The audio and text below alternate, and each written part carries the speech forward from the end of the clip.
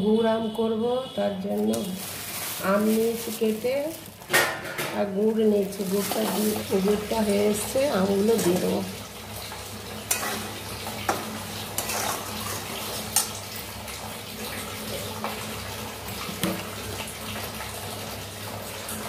পরিমাণ মতো লবণ দেবো।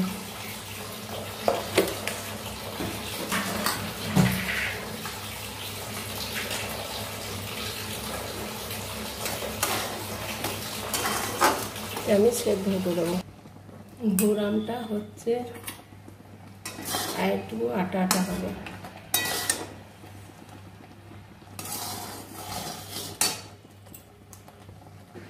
গ্যাসটা অফ করে দেবো। আমার গুড় আম রেডি, এবার নামিয়ে নেব।